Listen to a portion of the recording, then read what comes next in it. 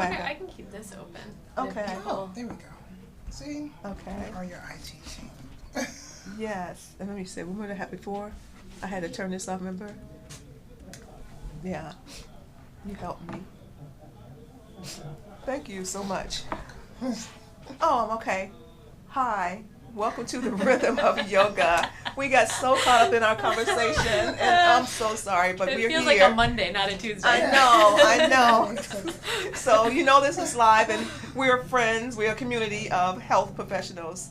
I have over here Irene, and she is the certified yoga therapist who treats many types of different diseases. In particular, tonight we'll be talking about Lyme disease. And we have over here Serena Wills, author and certified health and wellness coach. She actually has, or still have, Lyme disease because of my understanding, you don't really get rid, it doesn't go away. The symptoms kind of like subside. Is that correct? Yeah, they go into remission, but there's no test to accurately say you no longer have Lyme disease. So wow. Until that test ever is evolved. Mm-hmm. Yeah. So we're going to talk about yoga and how it supports this Lyme disease. They never met before. They didn't work together physically, yes. But we had a great conversation one time. Yes. Yeah, back in December. And you've been working with Lyme disease for how many years, Irene? A few years now. Okay, yeah. Okay. On Martha's Vineyard?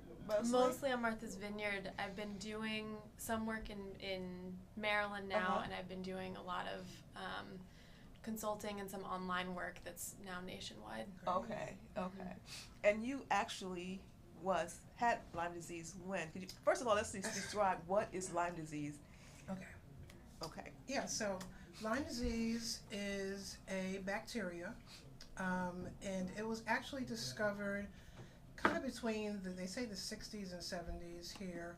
The name Lyme comes from a community in Connecticut that was called Old Lyme or Lyme, Connecticut. Mm. And that's where the majority of the cases where people had a lot of the same symptoms. And they are these very, everybody's symptoms are not exactly the same, but it could not fit into a category of an illness at that time. And they all discovered that they were all bitten by ticks. And that's how you get the disease. Actually, you're bitten by a tick.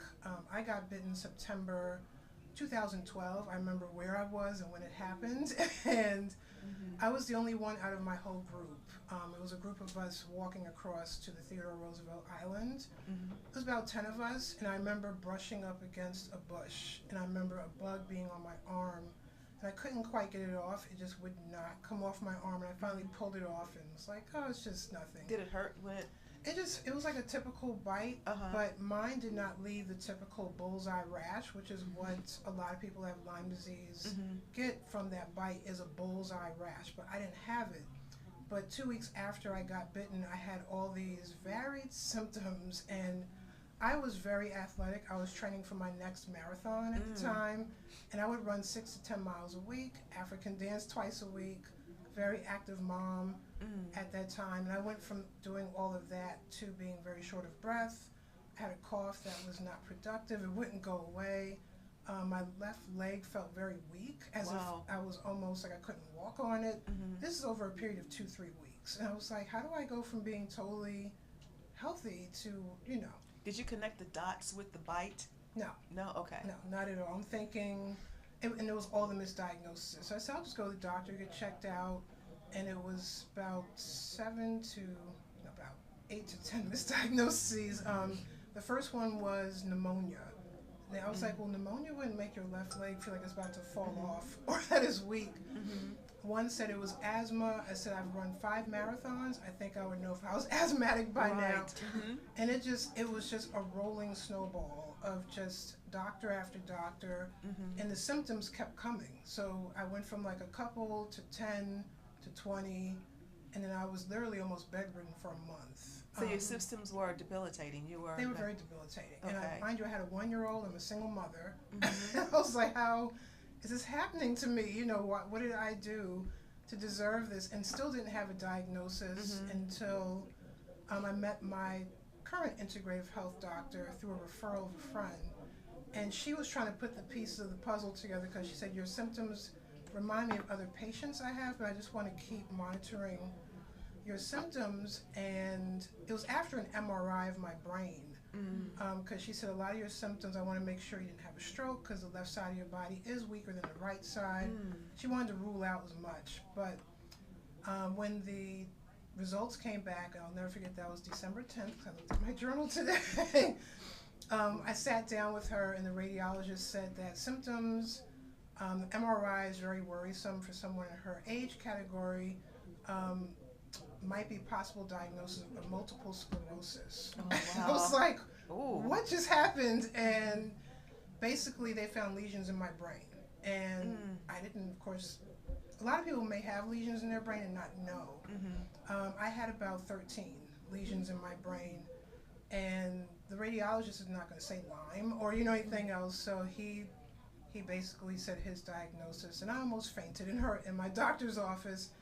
And she said that very day, I really think you have Lyme disease, and I want to test you. And we did a whole barrage of blood work that same day.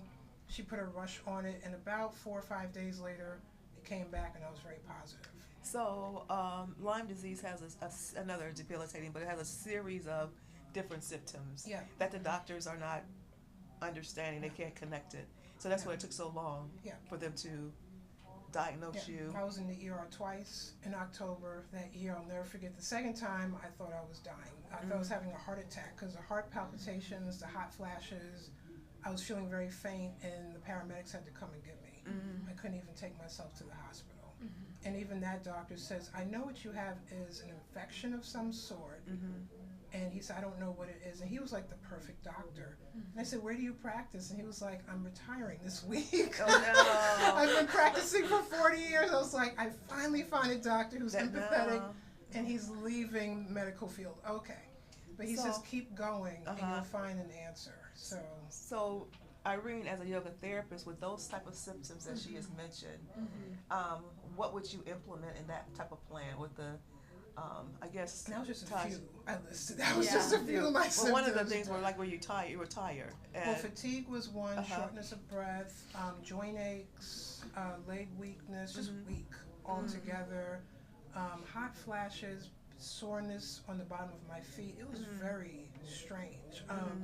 Migraines, vertigo, it was just a whole lot going on at the same time while being a mother. Well, have you experienced those with the people that you have worked with? Totally. I mean, most of the people that I talk to with Lyme disease have a similar story. Sometimes the particular puzzle of the different symptoms will be like fairly different, and Lyme disease can show up because of the way that the bacteria works. It interacts with everyone a little bit differently. Like it interacts with your immune system different than it would interact with my immune system or Valencia's immune system. So that progression of symptoms can be a little bit different. But the story that you just told is a super familiar story to me. It just seems so odd that the physicians are not knowledgeable what entails a Lyme disease, and you go on so long untreated. Yeah, and I was fortunate because I have met people that have gone 10, 15 years Oh my God. being misdiagnosed. One woman I met was diagnosed with multiple sclerosis, all the steroids, everything, and was getting a little better, but you know, steroids can also be debilitating. Right. And she went from walking to being in a wheelchair, and they just thought the MS was progressing. Well, she went for an MRI, all the lesions in her brain were gone. Everything in her spinal cord was normal. So she was like, if I had MS, this would not be the case. Right. And she found a doctor within that practice that said, I really think you might have Lyme disease. And it was after 15 years of being treated for multiple sclerosis, and was positive, and started getting treatment for Lyme disease, and within a year or two she felt better. I'm assuming that they're similar, the treatment for MS, and It depends on how it manifests in your body. oh, okay. Yeah, and I think part of what's tricky for the medical community in identifying Lyme disease more consistently is that the treatment protocols also aren't quite clear yet. Okay. What's going to work, because it interacts with people's bodies differently, So different, what's going to yes. work for one person might not work for another person. And so what they're figuring out about the antibiotics is still pretty unclear. Okay, because it just may not work for you. Yeah, there's a lot of trial and error involved. Yes. So a lot of what I've wound up working with people is like understanding like chronic illness and chronic Lyme disease are not necessarily something that, like, the biggest thing to wrap your head around from a holistic standpoint is like you're probably going to be navigating this for a long time. So how do we figure out what your inner resources are for you to stay grounded in yourself as you navigate it? Because we don't really know what's coming. There's a lot of new information all the time. You need to, or I, as a yoga therapist, want you to feel supported in your own power, because you're interacting with a system that sometimes makes you feel like you have less power. Yeah, and that's, I mean, there were times where even after the diagnosis, other doctors were like, we don't think you have Lyme. We think you have X. And I'm like, I have the blood work now to show, which is great. Which is lucky. Which is lucky because some people, because Lyme can impact any part of your body. I mean, from your brain to your toes. Oh my goodness. But it doesn't have to necessarily hit your bloodstream. So it could be within the muscles, tissue, cells, you name it, but it doesn't have to show up in your blood work. So you can have Lyme disease and it shows negative on your test, and doctors are like, oh, you don't have Lyme because it's negative. So, what I gathered, you were outside and had a tick. Yeah. So it's mostly around water, outside, wooded areas? A tick is a tick anyway. Wooded areas. They thought for a long time that it was primarily the East Coast, and I think the way that they're mapping it, it shows up more in the East Coast, but we're really finding it kind of everywhere at this point. Okay. Yeah, it's global now. Yeah. So. Wow. Yeah. That's kind of scary, to be misdiagnosed for 15 years. That's a bit much. I mean, so I've recently started, there's a Facebook group that I'm working with, Yoga for Lyme and Other Chronic Fatigue Conditions. And we've kind of titled it that way exactly because people deal with so many different diagnoses that are all kind of like falling under the same umbrella of symptoms. And depending on what they've been diagnosed with, they might identify it differently. But within that group, a lot of people have said, like, I finally got a diagnosis of Lyme at this point, but I think I had it 10, 20 years before that. Since their childhood. There was one lady I met, she says, I'm like in my 40s, but I remember playing in the woods a lot. We lived by the woods, we went camping, and I really think I've had it since I was like 12. Wow. And I've always been the sick one. And she was like, I was always sick, always fatigued, and they would just write it off or say, oh, take more vitamins or just work out. But then when she hit her 40s, she was just falling apart. And that's when she, like, you know, she was lucky, came out in her blood work, but by that time, we're talking decades of having this disease in your body that was never treated. So what does it do to your internal organs? Does it tear down like your kidneys or? It can do everything. I mean, there's people I've known that have flatlined off of Lyme disease, and some have died if it's not treated appropriately and within enough time. But it can really, I mean, like I said, I had lesions in my brain, so it can really impact your brain. I mean, they have found the bacteria, which is very different. It's differently shaped than other bacteria, and it has a defense mechanism, which makes it very tricky to treat. Because when it knows it's being treated, it goes into like the form of like an L shape or something of that nature, and it will just kind of block off the antibiotics or whatever you're doing to get rid of it. But yeah, any part of your body, it can impact your vision, your speech, everything. I guess I can kind of see how they misdiagnose, but to misdiagnose for MS, I mean, there's definite and indefinite types of symptoms for MS. Yeah. So that's not acceptable, really. Well, mine were similar. Okay. Because they said, you have the disequilibrium, and I had some of the symptoms of MS. But so of course I went to a neurologist. After that, my doctor said, okay, we're not going to listen to the radiologist. We have to go to a neurologist. Okay. And even he was an MS specialist, and he said the way the lesions are lined up is not a pattern of MS, but some of your symptoms are MS, but I don't think you have MS. And that's when he was, a great doctor who doesn't know how to treat you will pass you off to one that does. Right. And he passed the torch to my current neurologist that I have, who actually knows and treats people with CNS Lyme, so central nervous system, Lyme disease. And he's been my neurologist since 2013. Okay. And he knew the difference, and he's been treating me ever since. Can I ask if in that whole thing, especially with the central nervous system stuff, were you having any emotional or psychological symptoms? Oh yeah, I didn't. I want to say even to touch call it. I want to say this to call in. If you have any questions, you can hit us on Facebook with the questions, but also you can also call in at 301-429-WBGR for those live questions, and they'll be awesome, happy to respond. Yes. So December 27th, and I know this because I looked at my journal today. Awesome.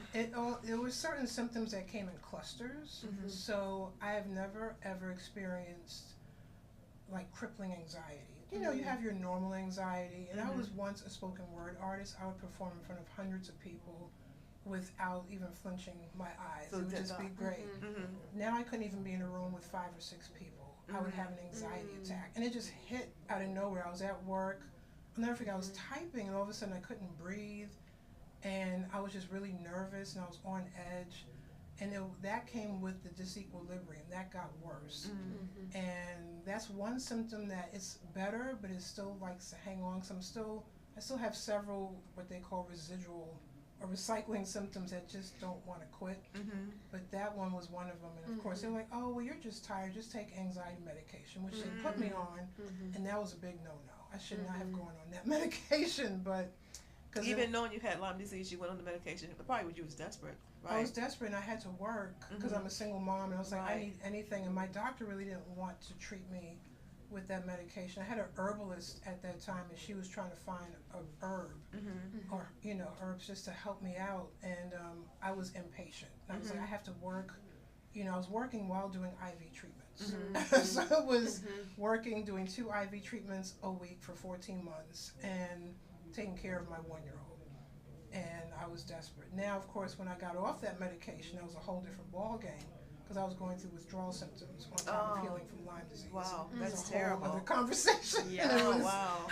It's like, I cannot believe I'm going through more symptoms than I already went through, but it was pretty bad. Because in the die-off of the bacteria, you have that whole...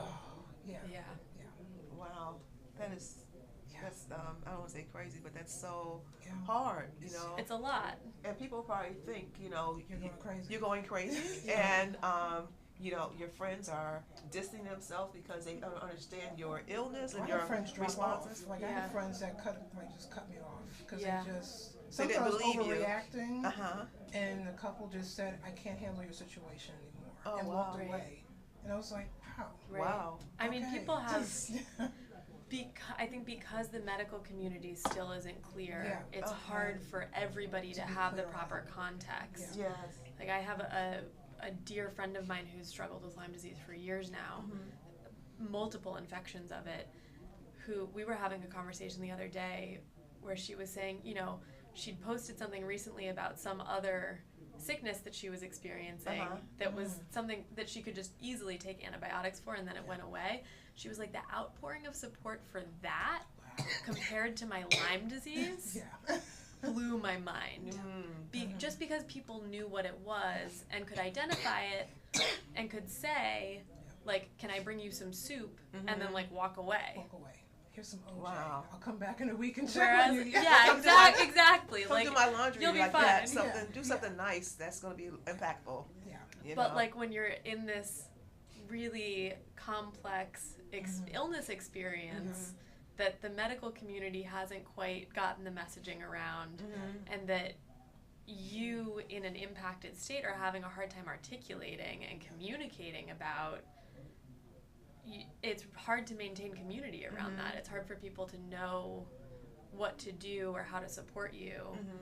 And that, I feel like that's another conversation that I wind up having a lot with people in the chronic illness world. And actually, I'll throw in there a little plug for, we're starting next month, launching an online course series for people with chronic illness, in particular Lyme disease, that's like a once a week yoga practice, and then a once a week just community building discussion and education around That's great. how it all works. Yeah, because there's also so many people that I wind up talking to. There is a phase of the illness experience where it's really difficult to leave the house.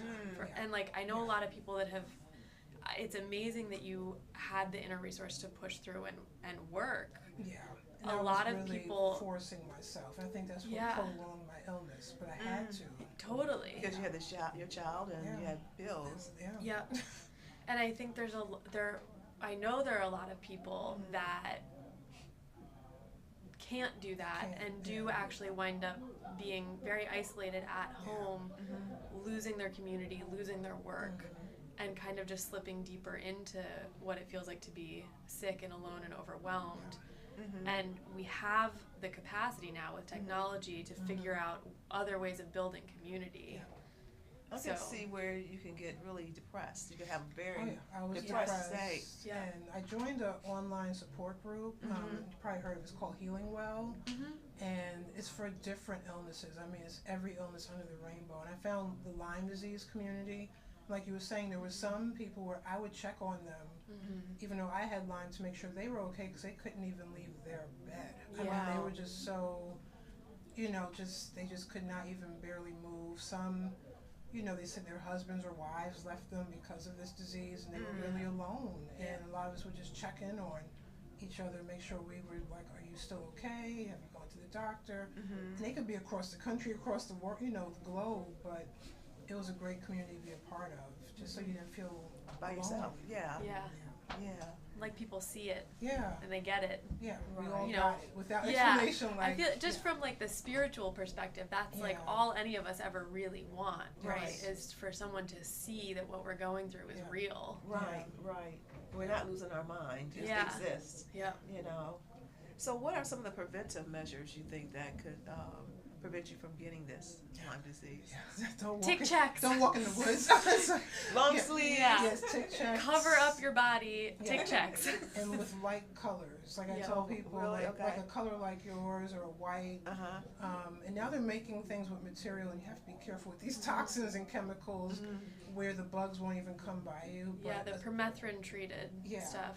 And like essential oils, there are so many essential oils that these That's bugs good for it? that won't even come near you. Like they don't like peppermint. They don't like peppermint oil. What are the other? I think one is tea tree. There's another one that's very potent. And then there's like a mixture you could put together. And actually, they make some bug sprays now with just essential oils and just something else in there, and not even a mosquito will come flying next to you. The thing to keep in mind with the essential oil blends are great. The only thing to keep in mind about them is if you're going to be outside for a long period of time, you have to reapply. Like keep reapplying. They don't last as long. They don't last as long as DEET. As what now? As DEET. What's that? The bug spray chemical.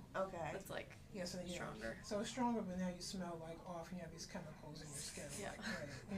But just to keep, and it's hard to keep covered when it's like 90-something degrees in DC. The humidity could get just outrageous. Right. And in my case, I usually walk or run on a paved trail, and my intuition told me take the paved way. And my coworkers were like, no, let's go this nature walk, and it's going to be fun. And I was like, and I was the newbie in the group. I was just hired full time there. I was like, I don't want to be the outcast. Let me do this walk with them and, you know, do team spirit. And I was the only one that got bitten. You know, I should have, like, listened to my gut. And, but, you know, then I wouldn't have a story to tell, and I wouldn't be able to help out other people now. Right. But, yeah, that intuition kicked in, like, no, go this straight path where there's no bushes, there's no trees, and... Because, I mean, all those years of training for marathons, I've never gotten bitten by a tick. Maybe a mosquito here and there, but no. So where you said you were in Massachusetts? Where you? No, I was here in D.C. Oh, okay. Yeah, Theodore Roosevelt Island. It's right off of that bridge that's next to the Kennedy Center and Are the people GW listening Parkway. to this? That's where I got bitten. So, but it could be any trails, even like the GW Parkway, that trail, when it gets overgrown, some of those bushes kind of hang over. And I tell people, just kind of move away, you know, and just to be careful. But a lot of people do hiking, you know, they bike ride in the nature, and that's where, you know, you could well, just you don't want to cut yourself off, I mean, from doing the things you like to do. Yeah, you know, that's the thing. So just be prected, if you know, as much as you can while you're out there. Spray yourself and wear long sleeves. And big socks, long socks, if you can. Wow, you'd be just so sweaty, like after like a turtleneck. Yeah, but even for children, because a lot of children are getting infected by Lyme disease because they're out there playing, and not in playgrounds necessarily, but you know, there's a lot with the trees, and you know, birds can carry ticks, and you know, and your kids are into everything. So I mean, they'll be in, like my son will be in a bush, and I'm like, please don't play in that bush, you know. Yeah. So I mean, kids, I mean, to see a child impacted with Lyme disease is very hard. Yeah. And you said birds can carry? Yeah, I mean, ticks love animals. So deer, birds. Wow. Yeah. Wow. Not your house pet birds, but you know, no, just outside. Yeah. Right. Yeah. So what are some of the things that you do with some of your clients or people in general with just whatever type of symptom? Well, most of what we start with is basic nervous system regulation. Okay. Because that's kind of the first thing to be impacted, which isn't even, it's impacted by the Lyme disease. But let me actually frame it this way. Like, anytime anything goes kind of a little bit off in your life, your nervous system is the first thing that's impacted. Right. Like, think about, like, you come home from a long, stressful day at work, your nervous system has been affected somehow. Like, our nervous system is constantly regulating. And so when you are battling an infection that's responding to also your medical context and your social context for all of it, your nervous system is kind of going haywire, even if it's like separate from the infection. So a lot of what I do with people is like, let's get some nervous system regulation going on so that we can then start to unpack the rest of it and get a little bit clearer about like what the work is that we really want to be focused on. And that's nervous system regulation entails what?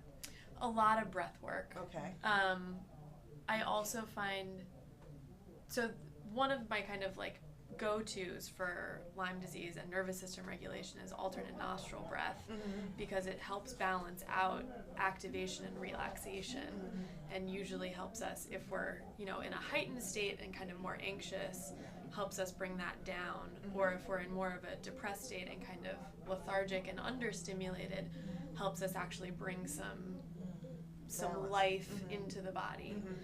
I also find most of the people I work with along the whole chronic illness spectrum, because it can be so debilitating, often people have this sense of like, I should be pushing through more. And as much as I'm able to as a therapist, we start to create this space of like, what does it take for your body to actually relax and really deeply restore itself, rather than doing this thing where you're pushing and only kind of getting rest. So we do a lot of restorative postures with deep breath work. And then as we learn each other a little bit more, usually once we've built a little more of a relationship, if there's other kind of deeper emotional or spiritual work that needs to come up, then we'll start to move into that a little bit more. So you said once you develop a relationship with the client, that makes a world of difference because they're not going to open up as much. Right. Well, and for me, Right, especially, I find so many people have been through so much in the medical community with Lyme disease and with these chronic conditions that, like, in 1 or 2 sessions with me, I completely understand and respect why their defenses would still be up. You know what I like? Your guard is way up. Your guard is way up, and it should be. You need to Right. defend yourself. That's completely reasonable and valid. So it takes some of that relationship building before I even necessarily want someone to trust me to go there with them. You know what I mean? Right. That's great. It makes a big difference to build that relationship. Yeah, that's very, very true. And even when I first met my neurologist, even my doctor, my integrative health doctor, I knew she was the one when she walked me to the elevator and hugged me and says, "We will get through this together." And I mean, she's still like my general practitioner to this day, and I check in with her a couple of times a year. She'll just email me and her cell phone number. I mean, it was like doctors don't do that. Even my neurologist, he's Italian, so he's naturally affectionate. And when he first met me, he just gave me the biggest hug. I can only imagine what you've been through with Lyme disease. And I just cried because I said, so many doctors didn't believe me. They thought I was going nuts. You know, so then you get to a point where you're like, you know, like making sure your life insurance is in check, writing your will. You know, it was really, really bad because some doctors just made it seem like you're not going to get through this. Oh, you don't really have Lyme, or you have, you know. And one actually said I had ALS. I mean, it was a lot of, you know, these different, very debilitating illnesses I was misdiagnosed with. But like you were saying, even my friend who did yoga work with me, luckily we were friends before, and she knew me from when. So I trusted her. She came into my home, and we would do yoga work together. She knew my African dance teacher, and I knew some yoga moves from my African dance teacher, and we would do that in my home. But, you know, she would come to me because I know you don't want to, A, you're too tired to come out to like my studio or class, and B, I didn't want to explain to everybody what was wrong with me all the time. And the work that she did with you, what well, like you said, the alternating nostrils, that was a big one for me. And then she helped me with a move to open up my chest. Awesome. She would roll up the yoga mat, put it on the floor, and my spinal cord was along, you know, parallel to the mat. And I would just lay there and then do the nostril work and do all this breath work. Because I remember when we talked in December, we touched on this, and I was like, "Here are my go-tos," and you were like, "That's exactly what I did." That's exactly what I did. Because there were nights where I could not go to sleep because your central nervous system is so revved up from the illness, and like you were saying, I had past trauma. Like I had just lost my mom in 2010, and like my doctor says, even though having your child was a blessing, your body was still healing from having that natural birth in 2011, and a year and a month after you had him, you got bit by a tick and got Lyme disease. So she said all within 2 years, you had to, you know, and I was my mom's caregiver from 2009, 2010. So my body never had a chance to really heal and rest, and now I have Lyme disease. So when it was time to go to sleep, my body was still, you could feel the cortisol levels. Like you could just feel it going through the roof. And I would just lay in my bed sometimes doing that alternate nostril move and put on some meditation music on YouTube and finally drift off sometimes. And those kinds of things, like when we start to move past just what are the symptoms and how do we manage the symptoms right now, we very often start to find that someone has some kind of unprocessed grief or unresolved trauma that they didn't get to fully come back to regulating in like a completely stable way. So one of the other things that I like to talk about in just promoting awareness of Lyme disease is like if you don't have Lyme and you've never been infected with Lyme, one of the best preventative measures you can do is actually just take good care of yourself. Self-care is imperative. Because like that's what bolsters your immune system and is one of the biggest things that will keep you protected. That'd be exercising properly. Resting properly. That's like the I mean, I'm guilty of this myself. I think we culturally, like, go. We don't get our rest at all. And we don't get as much sleep as we're meant to. We don't get as much deep relaxation as we're meant to. And as a result, a lot of us are kind of chronically overstimulated in our nervous system, and then that also impacts our immune system and our endocrine system, which regulates all our hormones. And so then if you are exposed to a bacteria like Lyme disease, which further kind of throws off the balance of those three systems, it becomes even harder to get back to a normal balance. Right. So one of the biggest preventative measures you can take is, as best you can, keeping all of those systems in a good, healthy balance anyway. Yeah. And trying to get that rest. And my thing was, having, my son had just turned 1. Yeah. And I had breastfed him for 11 months. Yeah. So I was up and down every night for a long time. So I never got sleep. So you finally get a chance to sleep and you get bit by a tick. And it's like, really? Like, I'm just finally getting back to, he was finally sleeping through the night, you're getting back to those 8-9 hours. I'm like, what did this even feel like before? Wow. Yeah. And then you go back to not even sleeping again. He's sleeping like a baby. And I'm over here up half the night because I physically just can't rest. Right. Can I ask, because I know you're a writer and a poet, have you written much about the Lyme stuff? Yeah, so I have this journal, I have a whole other journal, and I have a binder at home. That's all my lab work and stuff. But I'm actually in the midst of writing my book on Lyme disease. Awesome. It is hard. I will tell you, it's emotionally, I can only do like a half hour or so a day. And I'm trying to unpack as much without overwhelming whoever the reader will be.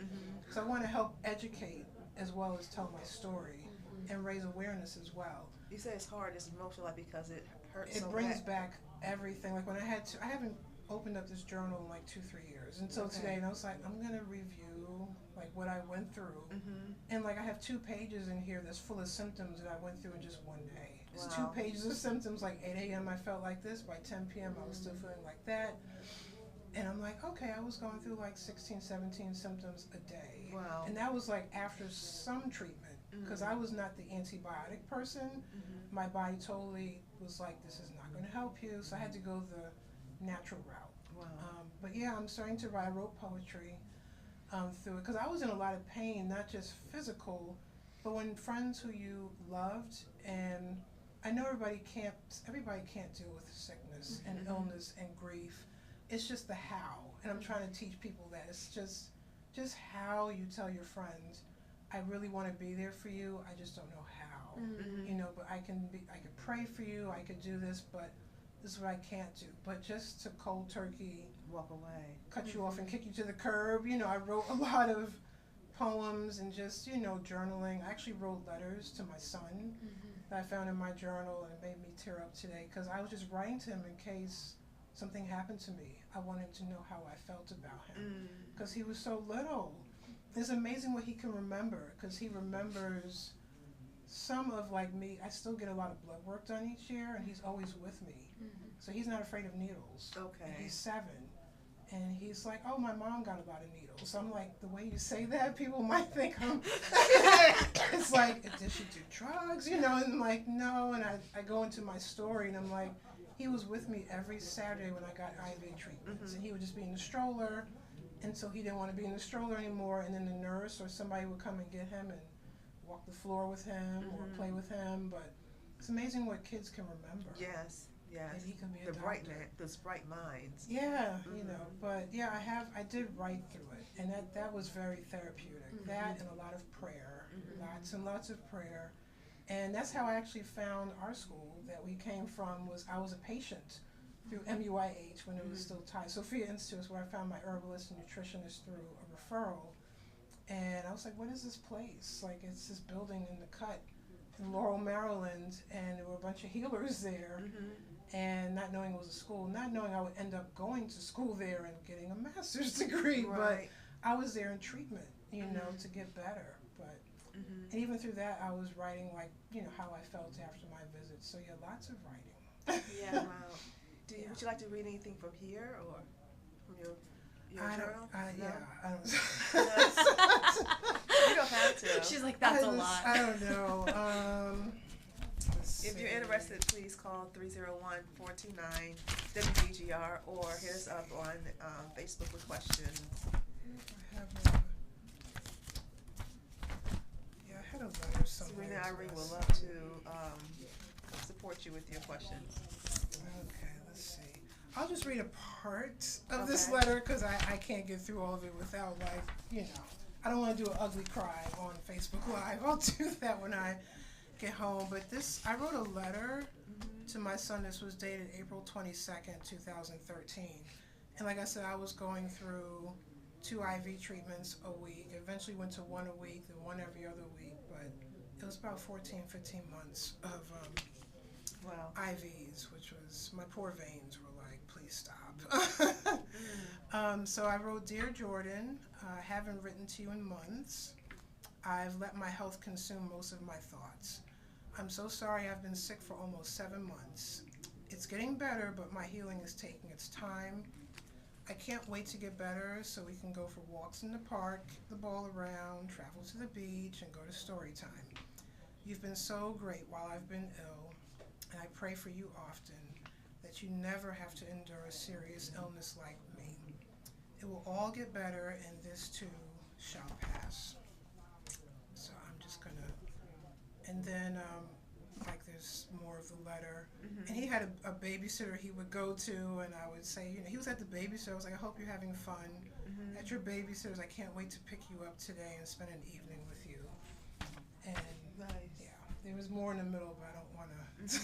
But I would just write periodic letters to him. So when he gets older, maybe he could read them and just be like, yeah, it was pretty rough. You don't remember this part, but yeah. And just, just in case, it was really that bad, bro. It's like, in case something happens to me, I entrusted his godmother to give him my journals and stuff, like, let him read this when he gets older. Do you still have symptoms? Yes. As well? Okay. I have several. How often? Too. There's one that's every day. It is my worst enemy, but I don't give up. So I have inner ear disturbance. That is a very hard one to get rid of. Lyme disease can impact your, what are you going to do?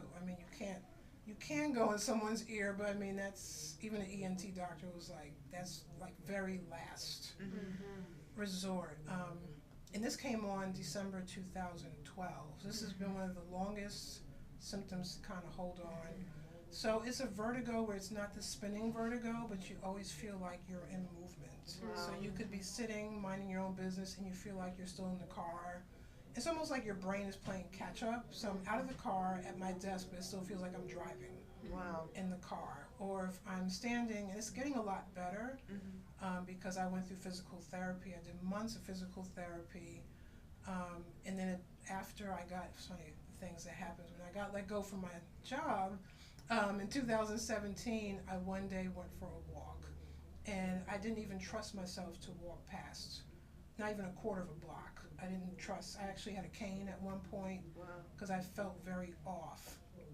And the spatial awareness at that time, your brain was playing catch up. So let's say I was in the kitchen, I go from the kitchen to right outside in the parking lot. Well, my brain still thought I was in the kitchen. So I got this anxiety, like, why are we out here? And I just felt really off.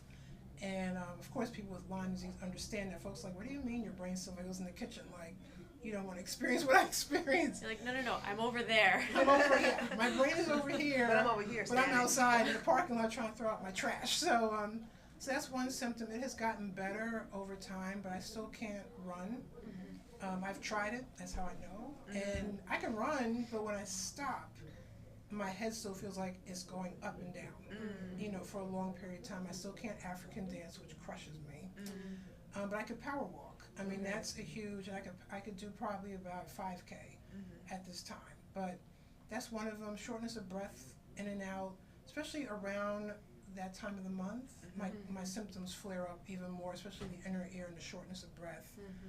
Sometimes the shortness of breath will wake me up in the middle of the night, and I feel like I can't breathe, and I have my essential oil next to me and meditation station on lock, and I just press play and go back to sleep. So that's another one. Some leg weakness, not as severe, thank goodness. I have some twitches and spasms that I don't like. Wow.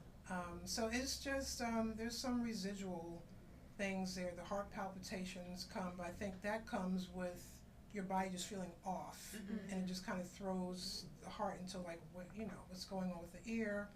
And they say a lot of what happens in your ear, you know, talks to your heart, so you just feel just off all the time. The palpitations are not as bad, like where I used to have to go to the hospital. And I still see like a cardiologist every year. They check my heart just to make sure I'm okay. Like a sonographer, the whole 9 yards. Let's look at your heart and, you know. But yeah, and I still get an MRI of my brain annually. It's like an annual checkup for me. Wow. And okay, you got your annual exam, now let's go, you know, go get your brain looked at. And be in that tube locked up for, you know, 30, 45 minutes, an hour, and you get so used to it, I just fall asleep when I get my MRI done. But they want to monitor and make sure my brain is healing, because I did have some inflammation in my brain as well. But you know, the lesions actually have lessened over the years, so I think I'm down to like 6. So that's nice, you know. But just the fact I have to get an MRI every year, it's like, okay. But I know it'll get better, and I just pray that one day I'll be in full, like, recovery. But I'm a lot better. Yeah. No comparison. Wow. That's really hard. Yeah, That's it's very hard. Yeah. Have you met someone with similar symptoms as she? She has a lot going on, but have you dealt with several people probably? Yeah, I mean, everything that you're saying sounds familiar in some way. Yeah. That concept of actually your brain having to catch up to your body is something. Odd. It seems very odd, but it happens. It happens a lot. Yeah. And what I found really interesting in working with yoga tools around Lyme disease is a lot of the times people don't even have a language for that starting out, and it takes some creativity in our sessions together to start to help them find language for it. Usually once we do, there are certain meditations. I'm curious what meditations you've been using that you like. I have like a whole station of meditation. Yeah. I found that usually pretty straightforward body scanning helps people to actually like reconnect the brain into the rest of the body in a way that starts to help them with that relationship of being able to self-regulate, because it sounds to me like all of the wellness tools that you have at your disposal, those practices have made it so that when you have symptoms show up, you know how to react to them. Like you know what to do for yourself to take care of yourself. It's not necessarily that we get rid of all the symptoms right away, but that way of just like intuitively knowing how to respond becomes steadier and more of a practice and more of a default.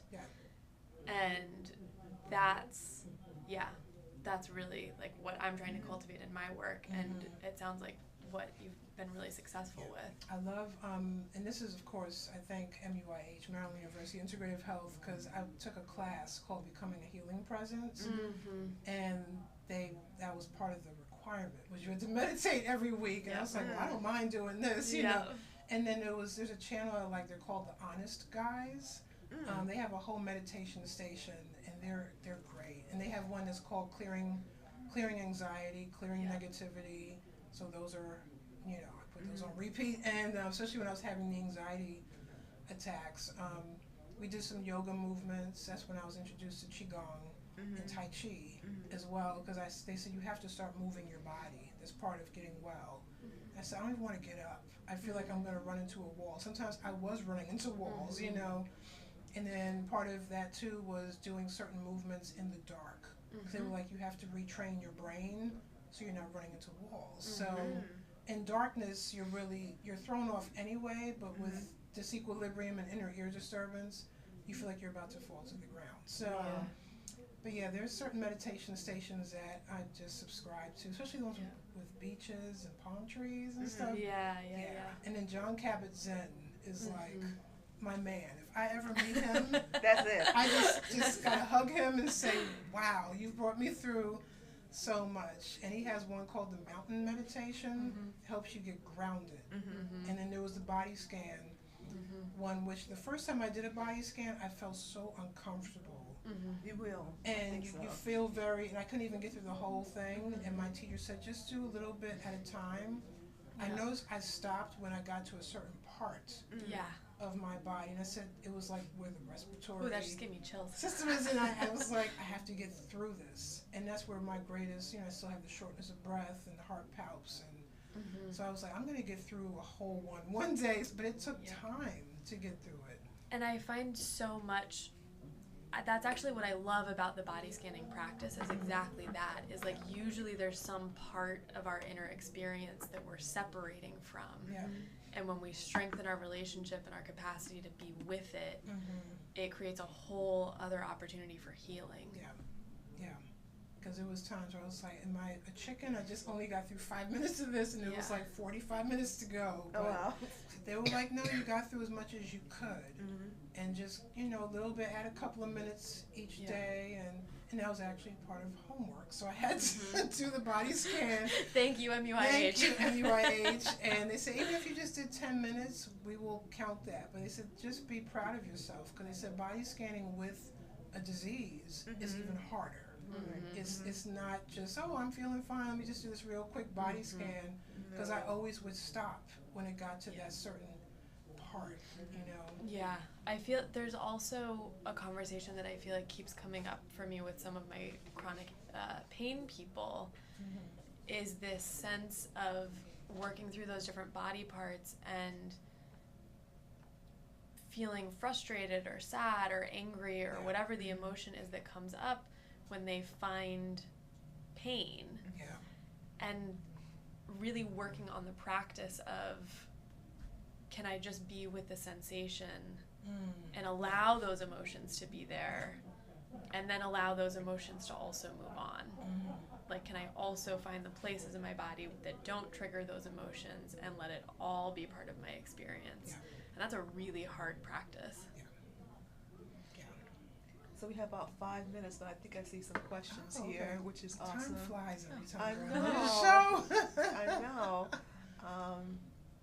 Tara, Hi, Tara Lassard. she says, thank you for that. You're welcome. And you're so brave. Yeah, you're brave. Yeah, you're brave.